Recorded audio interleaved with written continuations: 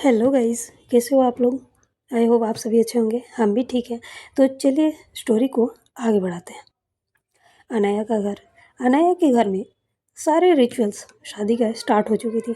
आज शादी थी और सब कुछ सारी रस्में स्टार्ट हो चुकी थी। अनाया को वो जो 5 मटके रखे हुए थे जिसमें अलग अलग तरह की चीज़ें भरी हुई थी, जैसे कि दूध, पानी, हल्दी वाली पानी, मतलब जो भी होती है वो सारी चीज़ें। एक उनकी अपनी रिचुअल्स थी, सब कुछ उसी अनुसार लोग कर रहे होते। गुरुजी भी आए हुए थे। सारी चीज़ें बताते हैं गुरुजी, उसी अनुसार सब चीज़ की जा रही थी बहुत ही अच्छे से। अनाया को वहीं पर एक जगह पर एक छोटा सा लकड़ी की बनी हुई, उसको चौकी टाइप का कुछ बोला जाता है, वहाँ पे बैठा दिया जाता है। और बैठाने के बाद जो है बारी बारी से 5 लोग मिलकर एक एक मटके को उठाते हैं और बारी बारी से करके अनया के सिर के ऊपर डाली जाती है।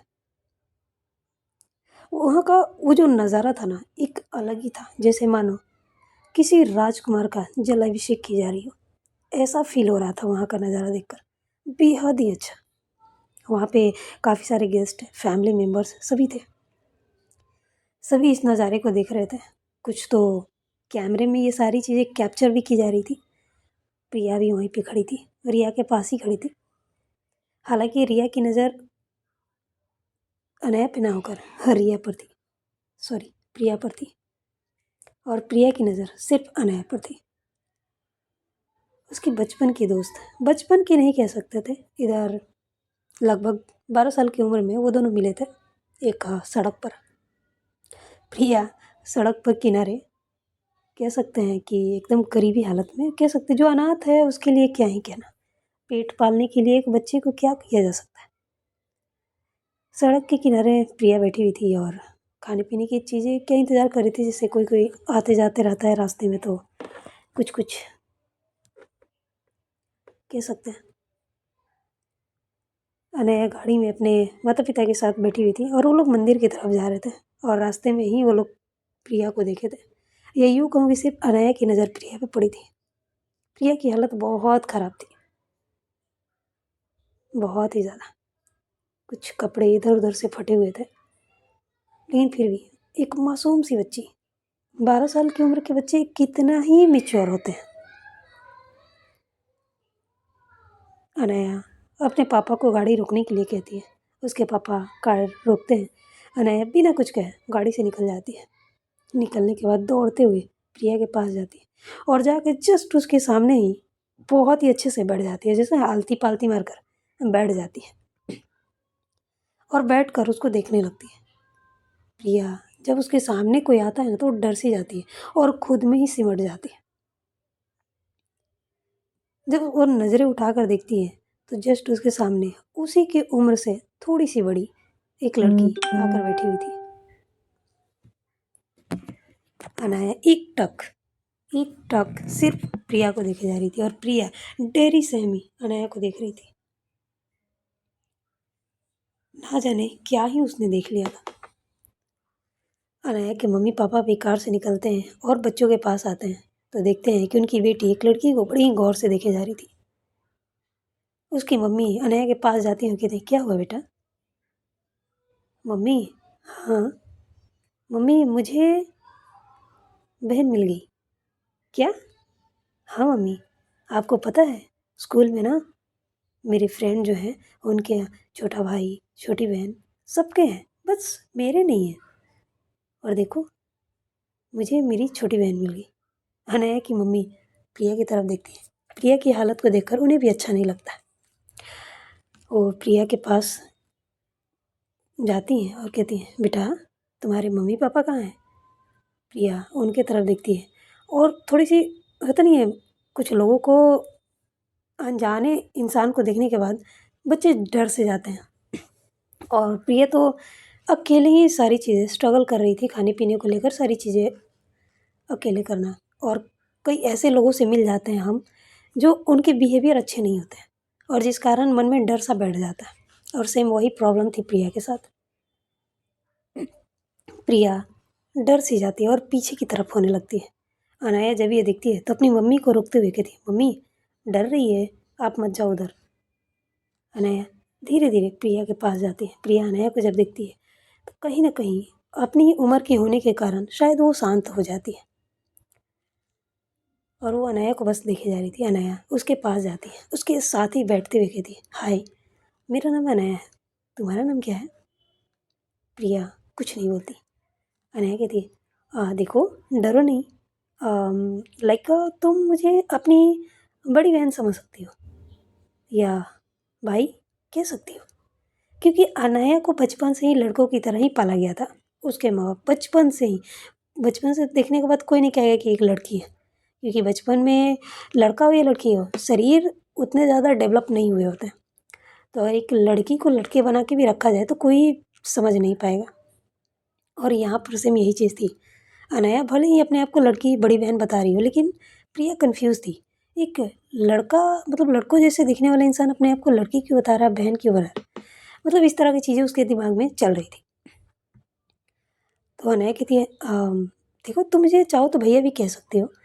तो प्रिया अभी भी कुछ नहीं कहती, बस एक टक अनाया को देखे जा रही थी। अनाया अपने पास से एक चॉकलेट निकालती है और निकाल कर प्रिया की तरफ बढ़ाते हुए कहती है, क्या हम दोस्त बन सकते हैं? प्रिया उस चॉकलेट को देखती है, फिर अनाया को देखती है और बिना वक्त गवाए उस चॉकलेट को, जैसे होता नहीं है कि छीन लेना, झपट लेना, जस्ट वैसे ही उसके हाथों से ले लेती है और लेकर उसको फाड़ते हुए खाने लगती है। अनाया जब ये देखती है उसके चेहरे पर स्माइल आ जाती है और कहती है, तुम्हें पसंद आई? तो प्रिया जो है हाँ में सिर हिलाती है। अच्छा, तुमने अपना नाम नहीं बताया। प्रिया। प्रिया? हाँ। Wow, nice name. क्या तुम हमारे साथ चलोगी? प्रिया कुछ नहीं कहती।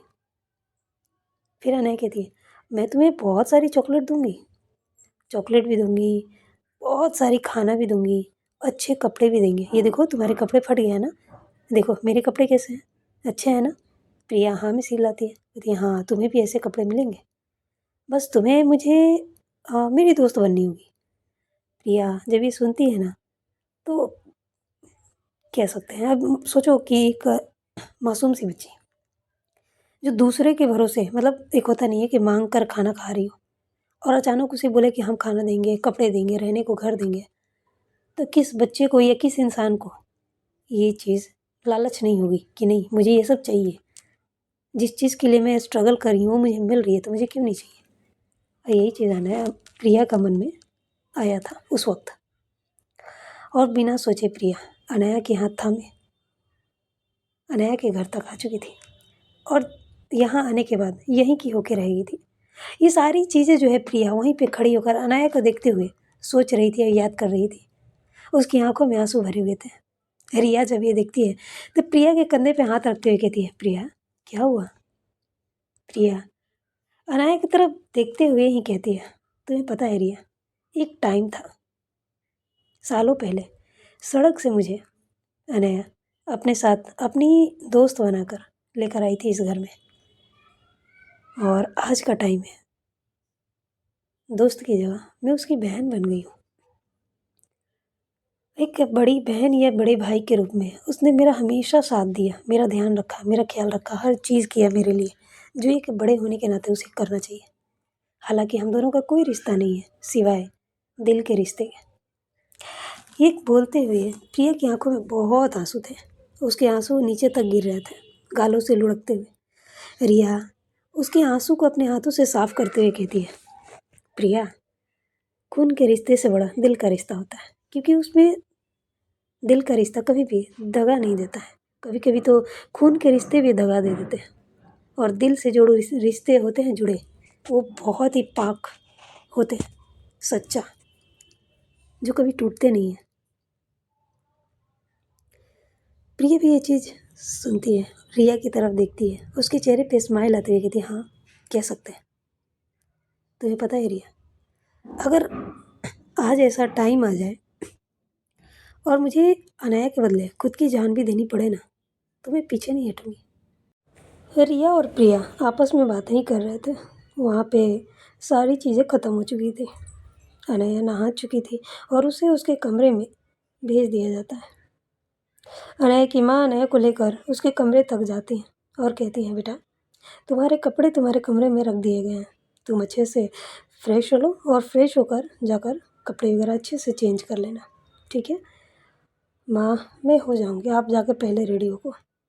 बेटा मैं कहाँ जाऊँगी, मुझे तो यहीं रहना है ना, तुम जाओ अपनी दुल्हन को लेकर आओ।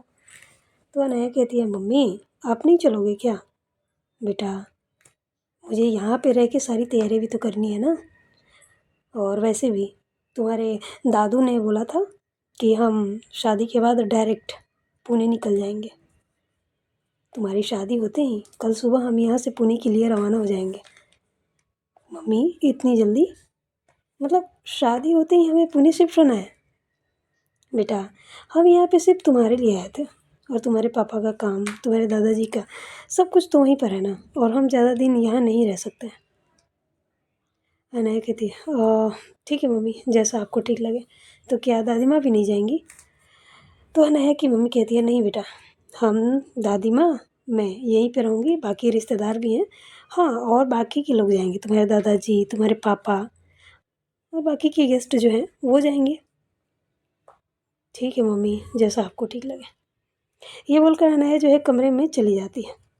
उसकी मम्मी भी वहाँ से चली जाती है। अब थोड़ी बहुत तो रेडी होनी पड़ेगी ना, भले ही आप बारात जाओ, शादी में जाओ या ना जाओ, लेकिन और भी चीज़ें हैं करनी पड़ती है। तो वो चली जाती है कमरे में अपना तैयार होने। इधर अनया जब कमरे में आती है तो उसकी नज़र पड़ती है बेड पर, जहाँ पर उसके लिए बहुत ही खूबसूरत डिज़ाइनर एक मरून कलर में शेरवानी रखी गई थी। उसके साथ जो चीज़ चाहिए होती है, जैसे कि गले में पहनने के लिए वो चैन वगैरह जो आती है ना, वो सारी चीज़ें मतलब सेट लगा कर काफ़ी अच्छे से रखी गई थी। वहीं पे शेरवानी के साथ पहनने वाले जूते वगैरह भी थे, सब थे। वो देखती है तो उसे ध्यान आता है, यार प्रिया कहाँ है, मैं यहाँ अकेले क्या कर रही हूँ। वो अपना फ़ोन उठाती है और प्रिया को कॉल करती है।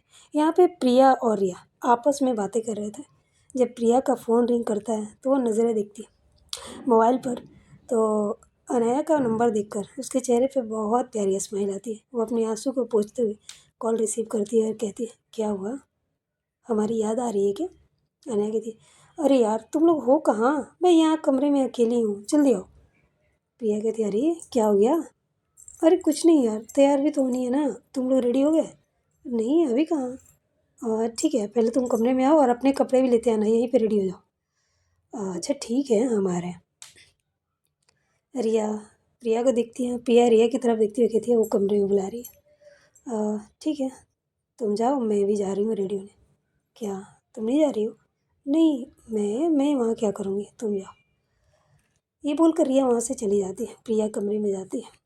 कमरे में जाने से पहले ही उसको दादी माँ दिखती है, जो कि अपने कमरे में ही दरवाज़ा खुले थे तो उनका कमरा रास्ते में पड़ता था। तो देखती है कि वो काफ़ी अच्छे से रेडी हो चुकी थी, एक दुल्हन की तरह। ये देखकर उनके चेहरे पर जो है ना स्माइल आ जाती है। वो कमरे की तरफ बढ़ जाती है। वो जाते देखती है दादी माँ के कमरे में चली जाती है। तो वहाँ जाकर देखती है वहाँ पे दादाजी भी थे। दादाजी एक शेरवानी पहन रखी थी, हाँ थोड़ी पुरानी थी बट डिज़ाइन काफ़ी अच्छी थी। पुरानी थी, ये कह सकते हैं पुराने डिज़ाइन थे। वो जाती है देखती है, कहती है वाह, तो हमारे दूल्हा दुल्हन रेडी हो गए। दादी माँ उसकी तरफ देखती है और कहती है, दूल्हा दुल्हन, हाँ आप दोनों लग रहे हो ना एकदम मस्त, लग रहा है जैसे आपकी ही शादी है। दादाजी हंसते हुए कहते हैं, अरे नहीं बेटा, तुम्हारी दादी की डिमांड थी कि हम आज शादी वाले ड्रेस पहनेंगे तो सो पहन लिए। अच्छा तो ये आपकी शादी के कपड़े हैं? हाँ। वाह बहुत अच्छे हैं। हाँ ना बेटा, ये तुम्हारी दादी की पसंद की है ना, अच्छी लग रही है ना? हाँ दादाजी बहुत अच्छी है। दादी माँ भी बेहद ही अच्छी सी साड़ी पहनी हुई थी, वो शायद उनकी शादी की ही थी। उसके ऊपर जो है था ना मांग में टीका, नाक में वो क्या बोलते हैं नथिया, कान में झुमके, यार कमाल की लग रही थी। गले में नेकलेस, हाथ में वो हथशंकर आता है जो 5 अंगूठियों के साथ बना रहता है, बहुत खूबसूरत लगता है पहनने में। दादी माँ सारी चीज़ें, लग ही नहीं रहा था कि ये दादी माँ है। आई मीन दादी माँ तो लग रही थी उम्र के हिसाब से, लेकिन दुल्हन की तरह रेडी हुई थी, बहुत खूबसूरत लग रही थी इस उम्र में भी। कह सकते हैं कि अगर ये जवान होंगी तो कितनी खूबसूरत लगती होंगी। उनकी केमिस्ट्री देखने में बनती है। उनकी भी एक अच्छी सी लव स्टोरी है, बहुत ही अच्छी सी। हालांकि इनकी कॉलेज टाइम की है, वो हम बाद में सुनाएंगे, पहले हम अनाया पे फोकस करते हैं। आखिर उसकी शादी है। दादी माँ प्रिया कहती है, अरे बेटा तुम रेडी नहीं हुई? हाँ दादी माँ मैं जा रही हूँ रेडी होने। हाँ तो जानी है ना बारात? हाँ मैं तो जाऊँगी, आप जा रही हो ना? अरे नहीं बेटा मैं कहाँ जाऊँगी, आखिर यहाँ पे दुल्हन के स्वागत के लिए भी तो रहनी ज़रूरी है ना। क्या दादी माँ, बाकी लोग हैं ना, आप चलो ना, आप लोग पहले निकल जाना। नहीं बेटा, हमारे यहाँ ना घर की औरतें शादी में नहीं जाती बारात। क्या बात कर रही हो दादी माँ, समय चेंज हो रहा है। आप अपनी पोती की शादी एक लड़की से करा सकते हो, लेकिन ये पुरानी बातें लेकर बैठे हो अभी भी। चलो ना हम सभी चलते हैं साथ में, आप कितनी खूबसूरत लग रही हो। वहाँ पे लोग देखेंगे तो कहेंगे ना कि हाँ, ओ क्या बोलेंगे, दूल्हा बोलूँ या दुल्हन बोलूँ? क्या छोड़ो, दूल्हा ही बोलती हूँ। दूल्हा का जो दादी है दादाजी हैं कितने सुंदर हैं, है कि नहीं? आपकी तारीफ होगी। दादी माँ दादाजी हंसते हुए कहते हैं, हाँ बात तो सही है, लगनी भी तो चाहिए ना, हमारे भी ठाट बाट थोड़ी ना कम है। ये बोलते हुए दादाजी जो है कहते हैं, हाँ तो चलो ना भाग्यवान, चलो, क्या रखा है, वो बहू है ना वो देख लेंगी। दादी माँ मना तो करती हैं, लेकिन सबकी बातें है ना, प्रिया जिद पे आ जाती है तो वो भी मान जाती है, ठीक है चलते हैं। तो वो भी तैयार हो जाती हैं जाने के लिए। इधर दादी माँ कहती है, जाओ जाओ तुम भी जाके रेडी हो जाओ, देखो अनया रेडी हो गई क्या? तो प्रिया कहती है, हाँ दादी माँ उसी ने तो बुलाया है, मैं जा रही हूँ उसको देखूँगी और मैं भी रेडी हो जाऊँगी। हाँ ठीक है, ये बोलकर वो निकल जाती है। अनाया के कमरे में जाती है तो देखती है कि अनाया के कपड़े बेड पे पड़े हैं, और अनाया वॉशरूम में शायद शावर की आवाज़ आ रही थी तो समझ जाती है। तो फिर वो वहाँ से निकलती है, अपने कमरे में जाती है, अपने कमरे से उसको जो भी चीज़ें पहननी थी, कपड़े जिस तरह के थे मतलब सब कुछ लेकर आती है और यहीं पे रख देती है। अनाया जो है वॉशरूम से बाहर आती है, वो इस वक्त एक बाथरूम में थी, बाथरूम वो पहनी हुई थी। वो बाहर आती है और कहती है, हाँ आ गई तुम? हाँ मैं आ गई। तो तुम्हें नहीं रेडी होनी? हाँ रेडी होनी है ना, देखो मैं अपने कपड़े लेकर आई हूँ ना। अच्छा साड़ी पहनने वाली हो? क्यों अच्छी नहीं है? नहीं बहुत अच्छी है। चलो अच्छी बात है, तो मैं जाऊँ? हाँ हाँ जाओ, जाके रेडी हो जाओ। तो फिर प्रिया चली जाती है वॉशरूम। इधर अनाया जो है अपने कपड़े पहनने लगती है, बहुत ही अच्छे से रेडी होती है, बेहद। वो शेरवानी उसके बहुत शूट कर रहा था, कह सकते हैं maroon colour, red colour, blue colour, ये होता नहीं हर इंसान पे अच्छे लगते हैं, सांवले हो या गोरे हो। और यहाँ तो अनाया इतनी गोरी है, उसकी वो ब्लू आंखें, क्या ही कहना। उसकी आंखों का तो बात ही अलग है। ये तो यही वो आंखें हैं जो आकृति के दिल को पूरी तरह से अपने काबू में कर लिया था, जहाँ से वो निकलना भी नहीं चाहती थी और निकल भी नहीं पा रही थी।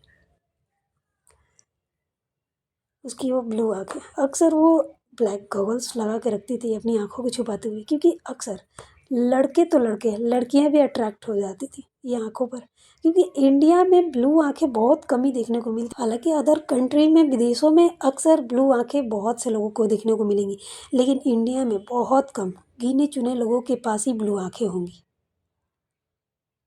बहुत ही ज़्यादा कम। और अनाया की स्पेशली कह सकते हैं उसकी सबसे ज़्यादा स्पेशल वो आंखें ही तो थी जो किसी को भी अपनी तरफ अट्रैक्ट करती थी। अनया बहुत अच्छे से रेडी हो चुकी थी,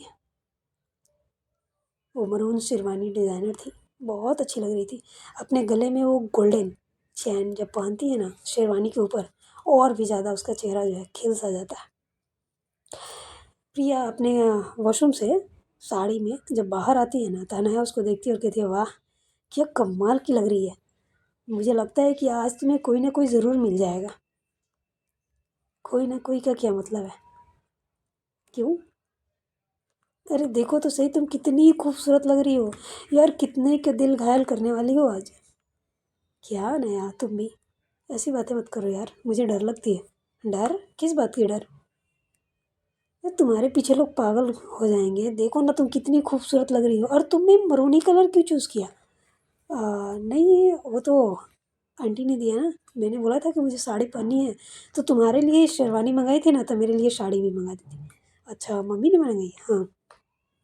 लेकिन जो भी कहो यार, मम्मी की पसंद तो बहुत अच्छी है। देखो मेरे कपड़े, प्रिया भी देखती है और कहती है हाँ यार बहुत कमाल की लग रही हो। लग ही नहीं रही है कि तुम एक लड़की हो। क्या कहूँ मैं, बहुत खूबसूरत है ना। हाँ, अब जिसको देखना है वो एक नज़र उठा के देख ले, तो हमारा भाग्य चमक जाएगा। इस तरह से बोलती है ना कि प्रिया हंसने लगती है और कहती है यार तू पागल हो चुकी है। हाँ, कह सकते हैं मैं पागल हो चुकी हूँ। अब जिसके लिए हुई हूँ, क्या वो होगी? ऑफ कोर्स होगी, देख लेना। ये दोनों अभी बातें कर ही रहे होते हैं कि तभी कमरे में अनय की मम्मी दाखिल होती है, और जैसे ही वो आती है तो अपनी बेटी को देखकर चौंक जाती है। वहाँ प्रिया भी खड़ी थी। प्रिया भी बेहद खूबसूरत लग रही थी। उसकी मम्मी जो है आगे बढ़ती हैं, आगे बढ़कर दोनों को अपनी आंखों से काजल निकालती हैं और दोनों को बारी बारी से नज़र का काला टीका लगाती हैं। लगाने के बाद कहती हैं वाह, बहुत खूबसूरत लग रहा है तुम दोनों। वो अनाया को हाथ पकड़ती हैं और कहती हैं चलो नीचे चलते हैं। पर मम्मी नीचे? हाँ बेटा चलो। ठीक है मम्मी, रुको ना 1 मिनट, मुझे मोबाइल लेनी है। बेटा मोबाइल आज के दिन भी ज़रूरी है, चलो ना। नहीं मम्मी रुको ना, मेरे फ्रेंड्स के कॉल आने वाले हैं, आप रुको 1 मिनट, मुझे मोबाइल ले लेने दो। वो अपना मोबाइल उठाती है और अपनी शेरवानी के पैकेट में डाल लेती है, और फिर वो अपनी मम्मी के साथ नीचे चली जाती है, जहाँ पे घर के जितने भी मेंबर्स थे, गेस्ट थे, सभी जो है वेट कर रहे थे। पहले वो मम्मी उसकी मंदिर में लेकर जाती हैं। वहाँ जाने के बाद अनया की आरती की जाती है, उसको तिलक लगाई जाती है। तिलक लगाने के बाद जो है उसके पापा जो हैं उसको पगड़ी पहनाते हैं। ये एक रिचुअल्स होती है, सबके घर में होती है। जब लड़के जाते हैं शादी करने के लिए अपनी दुल्हन को लाने, तो ये पगड़ी पहनाई जाती है, हमारे यहाँ भी होती है। हाँ, वो बात अलग है कि अनाया एक लड़की है, बट दुल्हन को लेने ही तो जा रही है ना, तो कह सकते हैं ये भी एक रस्म है, की जाती है। वो पापा उसके बहुत अच्छे से पगड़ी पहनाते हैं और पगड़ी के ऊपर ब्रोच लगाई जाती है। बहुत खूबसूरत लग रही थी। वो जो तिलक लगती है ना, उससे चेहरा इंसान का इतना खूबसूरत लगता है ना, क्या ही कहें, बहुत ही अच्छा। उसके हाथ में उसकी मम्मी जो है वॉच पहनाती हैं, जो कि अनया कमरे में छोड़ कर आई थी, प्रिया अपने साथ लेकर आई थी, तो पहनाती हैं। उसके बाद जो है उसकी मम्मी कहती हैं बेटा मैं तो नहीं जा रही, अपना ध्यान रखना, ठीक है? और हाँ, सभी रस्में अच्छे से करना और सही सलामत अपनी मम्मी के पास आ जाना। उसकी मम्मी की आंखों में आंसू थे। अनया खड़ी होती है, अपनी मम्मी को गले लगाते हुए कहती है मम्मी आप रो क्यों रहे हो?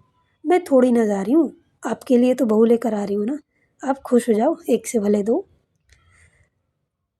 अनया की मम्मी उसको कहते हैं सीने पर मारते हुए कहती हैं बेटा थोड़ा सब्र करो, ठीक है? और जाओ। मैं रो नहीं रही, थोड़ी इमोशनल हो गई थी अपनी बेटी को देखकर। मेरी बेटी बहुत खूबसूरत लग रही है। अच्छा तो ये बात है, हाँ तो खुश हो जाओ ना, रोने की क्या बात है? आपकी बेटी बहुत खूबसूरत है, आपको तो अच्छे से पता है ना।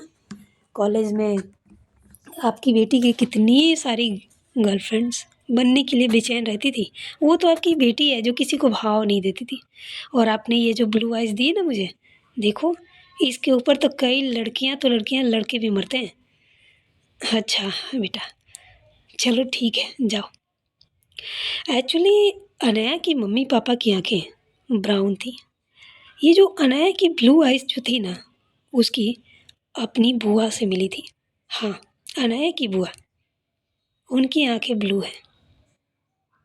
वो कहाँ है, कैसी हैं, क्या नहीं, वो तो बाद में पता चलेगी, बट उनकी आंखें ब्लू हैं, जो कि उनकी भतीजी को मिली है। ब्लड रिलेशन की वजह से कह सकते हैं, आखिर खून का रिश्ता है। ज़रूरी नहीं है कि बच्चे सिर्फ माँ बाप पर ही जाए, बच्चे अपने दादी दादा, कभी कभी चाचा फूआ पर भी चले जाते हैं, इसमें कोई बड़ी बात नहीं है। करीबन 6 बज चुके थे, जाने में भी 2 घंटे से ऊपर लगने वाले थे, तो बारात निकालने की सभी तैयारियां हो चुकी थी। गाड़ी को बेहद ही अच्छे से डेकोरेट किया गया था, और यहाँ से लगभग 5 गाड़ियाँ जाने वाली थी और एक थी स्पेशल अनया की फेवरेट ऑडी कार, जो कि ब्लू कलर की बेहद खूबसूरत है। मंगा लिए थे क्योंकि पता था उनकी बेटी को ये कार बहुत ही ज़्यादा पसंद है और उसकी शादी है तो उसकी फेवरेट कार तो होनी ही चाहिए। बिना बताए अनया के पापा सारे अरेंजमेंट कर चुके थे। जब अनया मेंशन से बाहर निकलती है तो अब जाकर उसकी नज़रें पड़ती हैं अपनी कार पर, जो कि बेहद ही खूबसूरती से सजाई गई थी, बहुत ही अच्छे से। गुलाब की पंखुड़ियाँ तो मानो क्या ही कहें, बहुत खूबसूरत लाइटिंग वगैरह सब उसमें बहुत बारीकी से इतनी खूबसूरती से सजाई गई थी कि क्या। अनया जब ये देखती है ना तो चौंक जाती है और खुश हो जाती है, कहती है वाह मेरी कार। पापा, हाँ बेटा तुम्हारी कार मैंने मंगा दी, आप खुश हो जाओ। अरे पापा मैं तो बहुत बहुत बहुत ज़्यादा खुश हूँ और आपने मेरी कार मंगा दी, वाह क्या बात है। थैंक यू पापा, थैंक यू सो मच। वैसे बहुत टाइम लग गया होगा यहाँ तक आने में। हाँ लग तो गए, कोई बात नहीं। तब जाकर जो है अनया की मम्मी कहती है हाँ तो आप खुश हो गए ना, तो चलो गाड़ी में बैठो और जाओ और हमारी बहू को लेकर आओ। अनया हंसते हुए अपनी मम्मी को गले लगाती है, अपने पापा के गले लगती है और कहती है दादी, दादी माँ कहाँ है। दादी माँ जो है मस्त एकदम जाकर एक कार में बैठ चुकी थी और कहती है बेटा हम यहाँ पर हैं। अनया पीछे पलट कर देखती है तो अपनी दादी माँ को देख कर कहती है वाह मेरी दादी माँ तो आज दुल्हन बनी है, क्या बात है। वो जाती है जाकर दादी माँ का पैर छूती है और कहती है दादी माँ अब बोलो तो आपके लिए भी मंडप लगवा दे क्या। दादू क्या कहते हो। दादाजी कहते हैं हाँ मुझे कोई प्रॉब्लम नहीं है। तो दादी माँ उनकी तरफ देखकर घूरती हुई कहती हैं थोड़ा शर्म भी कर लो, पोती की शादी है, खुद की नहीं तो क्या हो गया, पोती की शादी है तो। हाँ तो पोती बड़ी हो गई है, हम बूढ़े हो रहे हैं तो क्या हुआ, हम शादी नहीं कर सकते। क्यों अनया बेटा, क्या हम शादी नहीं कर सकते। अनया कहती है ऑफ कोर्स दादाजी आप शादी कर सकते हो, क्यों नहीं कर सकते, क्यों ना, चलिए आपके लिए भी क्या मंडप लगवा दें। दादाजी कहते हैं नहीं बेटा आज तुम्हारा दिन है, फिर कभी सोचते हैं इस बारे में। अनया हंसते हुए कहती है ऑफ कोर्स दादाजी। कहते हैं बदमाश तू जा जाके अपनी कार में बैठो। अनया हंसते हुए वहाँ से चली जाती है। उसकी खुशी सब कुछ पूरा परिवार देख रहा था। अनया बहुत बहुत ज़्यादा खुश थी। अनया के कार में बैठते ही अनया के बगल में प्रिया बैठी थी और ड्राइवर के बगल में रिया बैठी थी। वो कार जो है निकल पड़ती है। अनया के कार के आगे 2 कार, अनया के कार के पीछे 2 कार और बीच में अनया का कार। इस तरह से ये सभी जो है बाराती निकल चुके थे। वहाँ आकृति के घर में एक अलग ही चहल पहल थी। आखिर लड़की वाले थे, शादी वाला घर था, पूरा गांव सजा था। कह सकते हैं गांव जहाँ से शुरुआत होता था, जो वहाँ से पूरी सजावट स्टार्ट हुई थी। पूरी लाइटिंग, नीचे कारपेट बिछे हुए थे और बहुत अच्छे से गांव की साफ सफाई सारी चीज़ें देखने में आ रही थी। इतनी ज़्यादा लाइटिंग की गई थी, बड़े बड़े वो मरकरी जो आते हैं कलरफुल लाइट्स, सब कुछ लगी हुई थी। मतलब कह सकते हैं कि पूरा गांव मिलकर गांव की बेटी की शादी कर रहे थे, बहुत ही धूमधाम से। वो कारपेट गांव के चौराहे से निकलते हुए आकृति के घर तक बिछी हुई थी। आकृति का घर दुल्हन की तरह सजा हुआ था। वो मंडप, शादी का मंडप जो था आकृति के घर के छत पे लगी हुई थी, शादी का मंडप। और खाने पीने के सारे इंतजाम जो है घर के बाहर, वहाँ पे काफ़ी सारी जगह थे, गाँव थे तो काफ़ी जगह थे, तो वहाँ पे बहुत अच्छे से खाने पीने की इंतजाम जो है की गई थी। आकृति के घर में शिव्या और खुशबू दोनों आकृति के ही कमरे में बैठे हुए थे। आकृति तैयार हो रही थी, उसको तैयार किया जा रहा था। सो गाइस आज के लिए बस इतना ही रखते हैं, कल शादी है, आप सभी इनवाइटेड हैं। तो चलिए अनया और आकृति की शादी को एंजॉय करते हैं। तो मिलते हैं अगले पार्ट में, तब तक आप लोग स्टोरी सुने और हम आगे की तैयारी करेंगे। Okay, good night everyone.